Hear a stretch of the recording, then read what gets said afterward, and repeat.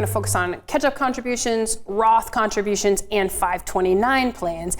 And when we talk about legislation, I don't think people automatically think about legislation and the retirement being so closely tied together, but the Secure Act 2.0 is a great example of how it is. Yeah, and we can think back to 2016 when there was major Social Security legislative changes that impacted what people could do with their Social Security benefits, and then Secure Act 1.0 changed, basically eliminated the stretch IRA provision for many people, and then Secure Act 2.0, lots of different provisions within there that will impact what you're trying to do from an overall retirement planning standpoint. Some of them are going to be improvements for you. Some of them you really want to pay attention to make sure that you don't fall into the traps that they're going to create. I also think it's a reminder that maybe you've put together a retirement plan, or if you've worked with somebody on some products that you have and they're supposed to help you out later in retirement. If somebody hasn't been talking to you about these legislative changes, that would make me a little nervous. Because I know that the families and individuals we work with, we reached out right away and said, hey, here's what's changing, here's how it may impact you, here's what you need to know. Yeah, we try to communicate as often as we can. Even just today, I know we sent out one of our weekly emails, the retirement report. It was all about Secure Act 2.0. And these things are challenges. Hey, you mentioned 300 pages and 90 different components to the Secure Act 2.0. These things don't happen overnight. You start hearing about this. We're always trying to pay attention to it. We're talking to our families about, hey, these things potentially might happen, so we're trying to think about that. But then once the laws become in effect and in place, well, now we know that stuff is in there for sure, and we have to start implementing those changes and thinking about the overall impacts to the plans. Okay, let's talk about one of these changes, the Roth change that's coming up. It makes a good case for having a long-term tax plan in place because of some of the changes that are coming up with Roth. Yeah, one of the big changes with the Roth is not having to take a required minimum distribution if you have a Roth 401k plan that you left behind with an old employer. And this is going to start in 2024. So in 2023, if you have a Roth 401k plan and you're over RMDH for you have to take a required distribution. Now it's a Roth, so you're not paying taxes on it, but you still have to take it out. Starting 2024, that provision is eliminated. So that's a prime example of one of the beneficial aspects of Secure Act 2.0 that you can take advantage of it, but you have to know about it first.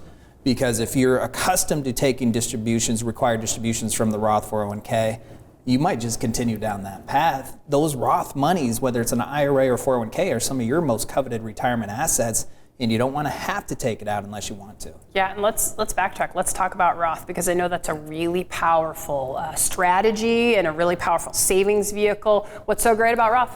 Well, we talk about the different tax buckets, having that tax diversification within an overall plan. Roth money is great. Nobody out there is going to ever say, hey, I have too much money in Roth.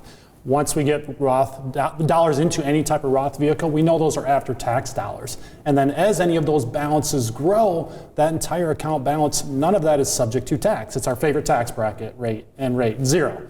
So the account balances, any of those dollars that you can accumulate inside of a Roth vehicle, you have more control over that. It's never going to fill up your tax brackets, and you have that much more diversity and that tax diversification within your overall plan. Which is why a big component of a lot of families that we work with, their tax plan is the Roth conversion, which is taking money from a pre-tax account, money that you never paid taxes on before, choosing to pay tax on it in that year, shift it over to the Roth where it grows tax-free forever.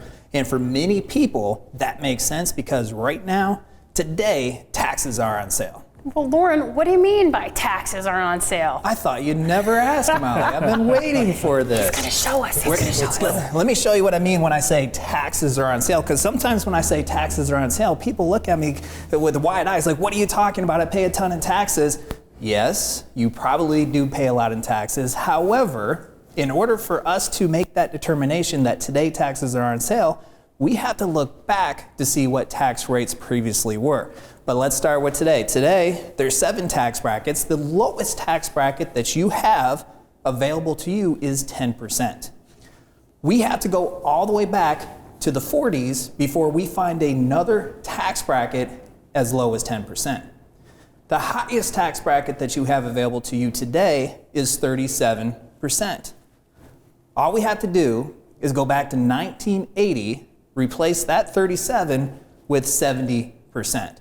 So today the lowest tax bracket you have available is 10. We have to go all the way back to the 40s before we find a lower one or one as low as 10.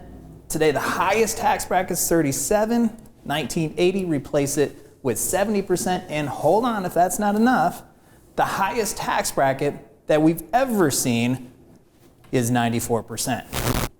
94%, any dollars that you made in that category, 94% would go to the federal government.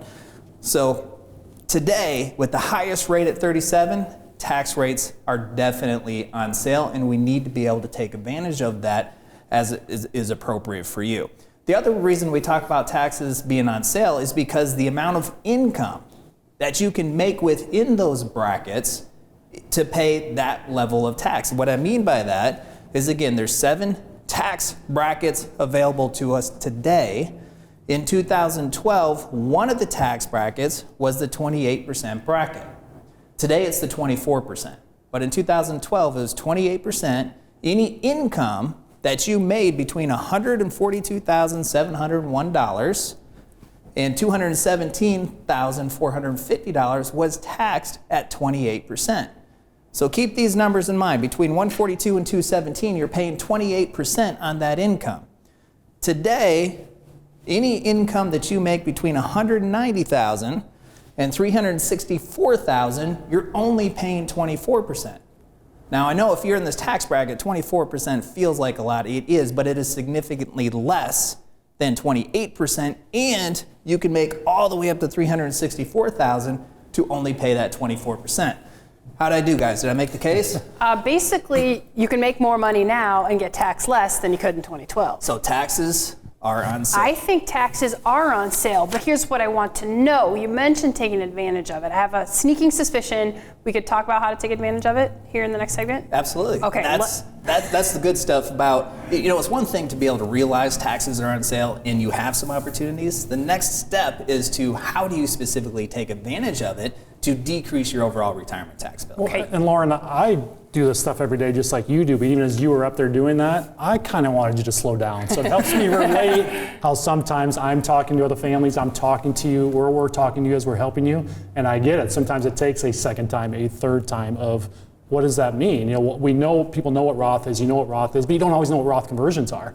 And until you know how it fits and how to execute them, it can feel like a lot.